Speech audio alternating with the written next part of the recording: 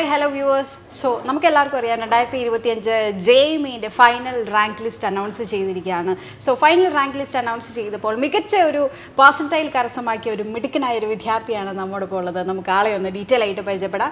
മോൻ്റെ പേര്? ഞാൻ ആദിൽ സയൻ.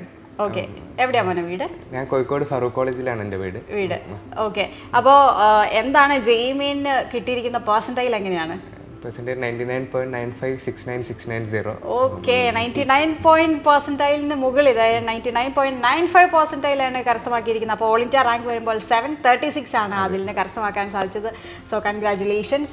സോ ഇന്ന് തന്നെ നമ്മുടെ ഡയറക്ടേഴ്സും നമ്മുടെ ബ്രില്യൻറ്റിലെ കുടുംബാംഗങ്ങൾ എല്ലാവരും തന്നെ ഒരു വലിയ സ്വീകരണമാണ് ആദിലിനും ഫ്രണ്ടിനും ഒക്കെ നൽകിയത് അല്ലേ? യെസ്. അപ്പോൾ എങ്ങനെ തോന്നുന്നു മോനെ ഇത്ര ഒരു ഹൈ സ്കോർ കിട്ടിയതിൽ? നല്ല സന്തോഷമുണ്ട്. പ്രതീക്ഷിച്ചിരുന്നോ? എക്സ്പെക്റ്റഡ് ആയിരുന്നോ? അത്യാവശ്യം ഏകദേശം നമുക്കൊരു ഊഹം ഉണ്ടായിരുന്നു ഈ ഒരു കണക്കിൽ തന്നെ കിട്ടും എന്നുള്ളത്. മോനോർത്തിരുന്നോ? യെസ്. ഓക്കെ, അപ്പോൾ എൻ്റെ ഫാമിലിയിൽ ആരൊക്കെയാ ഉള്ളത്? ഫാമിലിയിൽ ഉപ്പ ഉണ്ട്. ഉപ്പാൻ്റെ പേര് മുഹമ്മദ് ഉസ്മാൻ. ഉമ്മ സീന. രണ്ടാൾക്കാർ ഡെന്റിസ്റ്റാണ്. പിന്നെ താത്ത ഉണ്ട്. താത്ത ഇപ്പം ഡെന്റിസ്റ്റ് പഠിക്കുകയാണ്. BDS പഠിച്ചുകൊണ്ടൊക്കെയാണ്. താത്തയുടെ പേര് ഫാത്തിമ ലന. ഓക്കെ. പിന്നെ അനിയത്തി എയ്സ സബ. അവളിപ്പം 8ലാണ്. ഓക്കെ, അപ്പോൾ അമ്മയും അച്ഛനും BDSും ചേച്ചിയും BDSും. ഇപ്പോൾ മോൻ എങ്ങനെയാണ് ഈ ഒരു എഞ്ചിനീയറിംഗ് ഫീൽഡിലേക്ക് വന്നത്? സ്വാഭാവികമായിട്ട് ഇത് കേൾക്കുന്ന ആൾക്കാർക്ക് പെട്ടെന്ന് ഉള്ളി വരുന്ന ഡൗട്ടാണ്, എങ്ങനെയാണ് ഈ ഒരു ഫീൽഡ് വന്നത്? ബയോളജി പണ്ട് മുതൽ കുറച്ച് താല്പര്യം കുറവാണ്. അതുകൊണ്ട് മാത്സ് ഇഷ്ടമായതുകൊണ്ട് പിന്നെ ഇതിലേക്ക് വന്നു. മാത്സിനോട് ഒരു താല്പര്യം കൂടുതലുണ്ടായിരുന്നു അല്ലേ? അപ്പോൾ അതിലൊരു എക്സ്പ്ലോർ ചെയ്തതാ ഇപ്പോൾ ഇങ്ങനെ വന്നെത്തിയിരിക്കുകയാണ്. അതായത് 736 ഓൾ ഇന്ത്യ റാങ്ക്. ആ ഒരു മാത്സിനോടുള്ള ഇഷ്ടം കൊണ്ട് ഇതായപ്പോൾ അവിടെ നേടിയിരിക്കുന്നത്. സോ മോനെ ബ്രില്യൻറ്റിൽ ഏത് കോഴ്സിലെ ഒരു സ്റ്റുഡൻ്റ് ആയിരുന്നു? ഞാൻ 2 ഇയർ ഇന്റഗ്രേറ്റഡ് IIT പ്രോഗ്രാമിലായിരുന്നു. ഓക്കെ. പിന്നെ ഏത് സ്കൂളായിരുന്നു അപ്പം? ചാവറ സ്കൂളിൽ. ചാവറ 2 ഇയർ +1 +2 CBSE ആയിരുന്നു. ഓക്കെ. അപ്പോൾ മോനെ ഇപ്പോൾ ഈ +1 +2ൻ്റെ കൂടെ ഉണ്ടായിരുന്ന ഒരു സ്റ്റഡീസ് അല്ലെങ്കിൽ അതിൻ്റെ കൂടെ ഉണ്ടായിരുന്ന ഒരു എൻട്രൻസ് കോച്ചിങ് എന്ന് പറയുമ്പോൾ മോൻ എങ്ങനെയായിരുന്നു ഇത് രണ്ടും കൂടെ ഒന്നിച്ച് കൊണ്ടുപോയി ഇത്രയും നല്ലൊരു വിജയം നേടാൻ സാധിച്ചത്?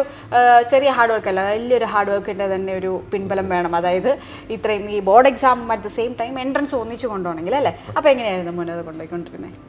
രണ്ടിലും സിലബസ് സെയിം ആയതുകൊണ്ട് കൂടുതൽ എളുപ്പത്തിൽ കൊണ്ടുപോകാൻ പറ്റി. പിന്നെ എല്ലാവരും നല്ല സപ്പോർട്ട് ചെയ്തു. പ്രത്യേകിച്ച് ക്ലാസ് ടീച്ചർ രാജേഷ് സാറ് നല്ല സപ്പോർട്ട് ചെയ്തു. പിന്നെ കോർഡിനേറ്റർ ശ്രീനാഥ് സാറും സൂപ്പർവൈസർ എല്ലാവരും നല്ല സപ്പോർട്ട് ചെയ്തു. എങ്ങനെയായിരുന്നു മോൻ്റെ ആ ഒരു ജേർണി? അതായത് ഇപ്പോൾ ഈ 2 വർഷം മോൻ്റെ കൂടെ നിന്ന് ഇപ്പം മോൻ പറഞ്ഞ പോലെ ക്ലാസ് മെൻറ്ററും കോർഡിനേറ്ററും എല്ലാവരും നിങ്ങളുടെ കൂടെ തന്നെ നിന്ന് കൈത്താങ്ങായി നിന്നാണ് മോൻ ഇങ്ങനെ ഒരു കംഫർട്ടബിൾ ആയിട്ട് പഠിക്കാൻ പറ്റിയത് അല്ലേ? അപ്പോൾ അവരുടെ ഒരു സപ്പോർട്ട് ത്രൂ ഔട്ട്, അവരുടെ പേരൻസിൻ്റെ ഒരു എക്സ്പീരിയൻസ് ഒക്കെ എങ്ങനെയായിരുന്നു? വന്ന അന്ന് മുതൽ ഡെയിലി രാജേഷ് സാർ മോട്ടിവേഷൻ തരുമായിരുന്നു. ഡെയിലി ക്ലാസ് ഒന്ന് മോട്ടിവേറ്റ് ചെയ്യും. അപ്പം അങ്ങനെയാണ് അതിൽ പിടിച്ച് കയറി വന്നത്.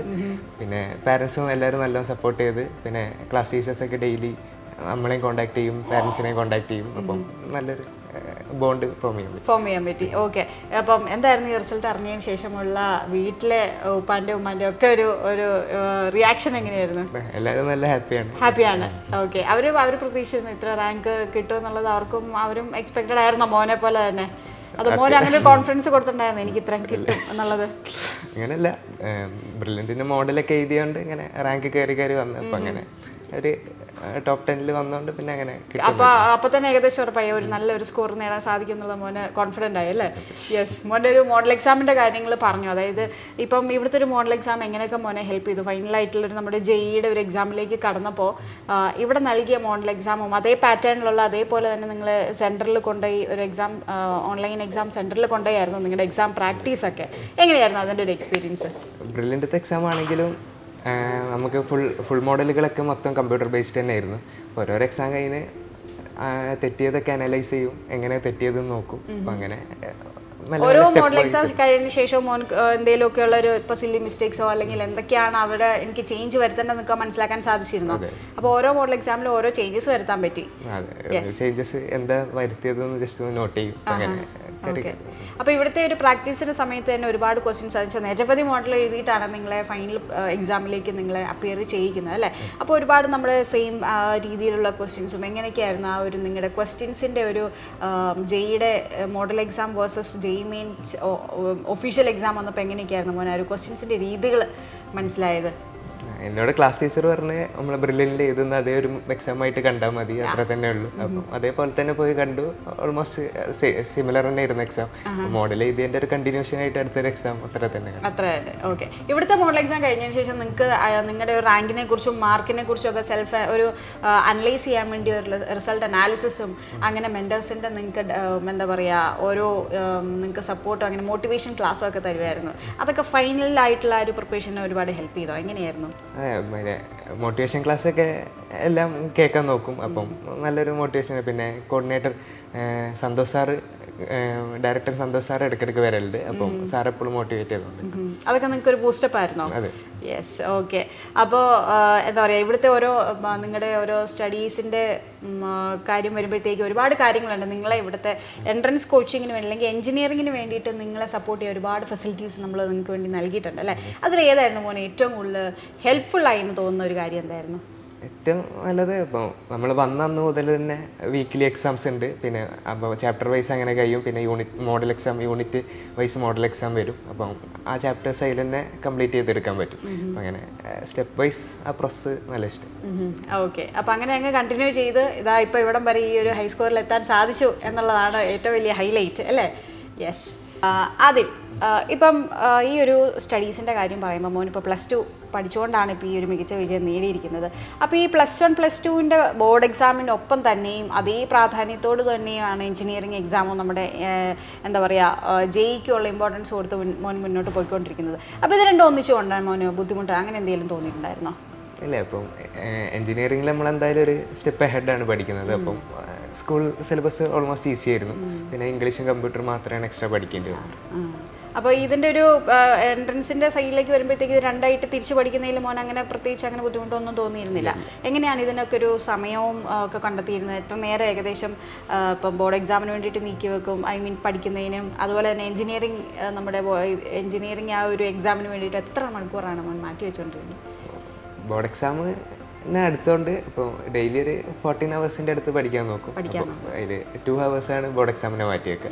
ബാക്കി 12 hours എഞ്ചിനീയറിംഗിന് തന്നെ മാറ്റി വെച്ച് പഠിക്കും ആയിരുന്നു പഠിച്ചുകൊണ്ടിരുന്നത്. ഓക്കെ. അപ്പോൾ എങ്ങനെയൊക്കെയായിരുന്നു മോൻ്റെ ഈ പഠനത്തിൻ്റെ ഒപ്പം എങ്ങനെയായിരുന്നു നമ്മുടെ ഈ ഒരു മെറ്റീരിയൽസ് ഒക്കെ മോനെ സഹായിച്ചത്? ഈ ഒരു എക്സാമിൻ്റെ ഈ ഒരു ഹൈ സ്കോർ കിട്ടിയതിൽ എങ്ങനെയാണ് അത് ഹെൽപ്പായത്? അത് മെറ്റീരിയൽസ് ഇപ്പം PYQ മെറ്റീരിയൽ തന്നെ ആദ്യം തന്നെ തന്നിട്ടുണ്ടായിരുന്നു, ബ്രില്യൻ്റ് പ്രൊവൈഡ് ചെയ്തിട്ടുണ്ടായിരുന്നു. അപ്പം അത് നല്ലോണം ഹെൽപ്പ് ചെയ്തു. കാരണം സെയിം മോഡൽ ക്വസ്റ്റ്യൻസ് ചെയ്യാൻ പറ്റി. പിന്നെ സ്റ്റഡി മെറ്റീരിയലും വർക്ക് ബുക്കിലും ഒക്കെ അഡ്വാൻസ്ഡും മെയിൻസും എല്ലാ ക്വസ്റ്റ്യൻസും മിക്സ്ഡ് ആയിരുന്നു. അപ്പോൾ എല്ലാം ഒരു ലെവലപ്പ് ഇൻക്രീസ് പോലെ ചെയ്യാൻ പറ്റും. ഓക്കെ. മോനിപ്പോൾ നമ്മുടെ സ്കൂളിൽ നിന്ന് തന്നെ എത്ര കുട്ടികൾക്കാണ് ഇപ്പം മോൻ്റെ പിയർ ഗ്രൂപ്പ്സിൽ നോക്കുകയാണെങ്കിൽ എത്ര പേർക്കുണ്ട് ഇത്ര ഹൈ സ്കോർ കിട്ടിയ എത്ര പേരുണ്ട് നമ്മുടെ ബ്രില്യൻ്റിലെ കുട്ടികൾ? 25-ന് മേലെ ആൾക്കാർക്ക് തന്നെ ഇപ്പം 99-ന്റെ മേലെ അറിയാവുന്നതിൽ കിട്ടിയിട്ടുണ്ട്. ഓക്കെ. 99% മുകളിൽ 25-ന് ഏകദേശം ആ ഒരു 25ഓളം കുട്ടികൾക്കാണ് അല്ലേ ഇപ്പോൾ 99% മുകളിൽ കിട്ടിയിരിക്കുന്നത്. ഓക്കെ. അപ്പം മോനും അതൊരു ഭയങ്കര ഒരു പ്രൗഡായിരുന്നു. അതിലൊരാളാകാൻ പറ്റി എന്നുള്ളത് ഭയങ്കര ഒരു പ്രൗഡ് മൊമെൻ്റ് ആയിരുന്നു. അതുപോലെ തന്നെയായിരുന്നു വലിയൊരു സ്വീകരണം തന്നെയാണ് ഇപ്പോൾ അതിലിനൊക്കെ ഇവിടെ നമ്മുടെ ഡയറക്ടേഴ്സും ബ്രില്യൻ്റ് ഫാമിലിയും നൽകിയതും അല്ലേ? ഓക്കെ. അപ്പോൾ ഇനിയുള്ള മുന്നോട്ടുള്ള കാര്യങ്ങൾ എന്തൊക്കെയാണ് മോൻ? ഇനി എന്തിൻ്റെ പ്രിപ്പറേഷനിലാണ് പോയിക്കൊണ്ടിരിക്കുന്നത്? ഇനി മൊത്തം അഡ്വാൻസിൻ്റെ പ്രിപ്പറേഷനാണ്. ഇപ്പം 1 month കൂടിയേ ഉള്ളൂ. അപ്പോൾ അഡ്വാൻസിൻ്റെ പ്രിപ്പറേഷൻ. അപ്പം ജെഇമെയിൻ്റെ വെച്ച് നോക്കുമ്പോൾ അഡ്വാൻസിന് ഉള്ള പ്രിപ്പറേഷൻ എന്ന് പറയുമ്പോഴത്തേക്കും നല്ല വ്യത്യാസമുണ്ട് അല്ലേ? അപ്പോൾ അതിൻ്റെ പ്രിപ്പറേഷൻ ഏത് രീതിയിലാണ് നമുക്ക് പോയിക്കൊണ്ടിരിക്കുന്നത്? അത്യാവശ്യം പ്രീവിയസ് ഇയർ മൊത്തം ചെയ്ത് നോക്കും അഡ്വാൻസിൻ്റെ. പിന്നെ കുറച്ചുകൂടി കോൺസെപ്റ്റ് ഡെപ്തിലുള്ള ക്വസ്റ്റ്യൻസ് കൂടുതൽ ചെയ്യാം. ഓക്കെ. അപ്പോൾ ഈ ഒരു രീതിയിലുള്ള സ്റ്റഡീസിൻ്റെ കാര്യത്തിൽ ഇപ്പോഴും നിങ്ങളുടെ കൂടെ നിന്ന് ബ്രില്യൻ്റ് ഫാമിലി കൂടെ നിന്ന് അല്ലേ? എല്ലാ എക്സാമും കഴിയുന്ന അവിടം വരെയും നിങ്ങളുടെ കൂടെ ആൾക്കാരുണ്ട്. ഓക്കെ. സാറുമാരൊക്കെ എന്ത് പറഞ്ഞു ഇപ്പോൾ ഈ മാർക്കൊക്കെ നേടിക്കഴിഞ്ഞ് കണ്ടു കഴിഞ്ഞപ്പോൾ എന്തായിരുന്നു അവരുടെ ഒരു റെസ്പോൺസ്? കോർഡിനേറ്റർ ശ്രീനാഥ് സാറ് വിഷയമായിരുന്നു, നല്ല ഹാപ്പി ആയിരുന്നു.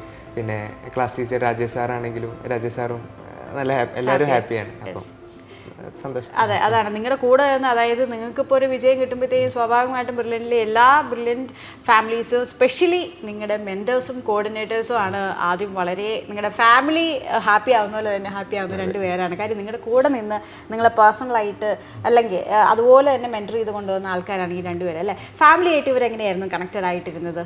രാജേഷ് സാറ് വീക്ക്ലി 2 times മേലെയും ഫാമിലീനെ കോണ്ടാക്ട് ചെയ്യാറുണ്ട്. അപ്പം എപ്പോഴും ഇവിടെ നടക്കുന്ന എല്ലാ കാര്യവും അവരെ അപ്ഡേറ്റ് ചെയ്തുകൊണ്ടേക്കും. അപ്പം അവരും ഹാപ്പി ആയിരുന്നു. അപ്പം സംഭവം എല്ലാം നന്നായിട്ട് നടക്കുന്നുണ്ട് അവരെ ഹാപ്പി. ഹാപ്പിയായി. Okay okay. അപ്പോൾ ഇനി മോൻ്റെ ജെഇ അഡ്വാൻസിൻ്റെ ഉള്ള പ്രിപ്പറേഷൻ എല്ലാം നല്ല രീതിക്ക് നടക്കട്ടെ. എല്ലാവിധ ആശംസകളും ബ്രില്യൻ ഫാമിലി നേരുകയാണ്. കൺഗ്രാജുലേഷൻസ്. ഒപ്പം തന്നെ ഇനി ജെഇ അഡ്വാൻസ് മെയിനായിട്ട് ഫോക്കസ് ചെയ്യുക, നന്നായിട്ട് പഠിക്കുക, നല്ലൊരു റാങ്ക് കരസ്ഥമാക്കി ഞങ്ങൾക്ക് ഒരിക്കൽ കൂടി ആ ഒരു അഭിമാന നിമിഷം കൊണ്ടുവരിക എന്ന് ഞങ്ങൾ ആശംസിക്കുകയാണ്. ഓൾ ദ വെരി ബെസ്റ്റ് അതിൽ. Okay. Brilliant Study Center, India's #1 coaching center for NEET and JEE.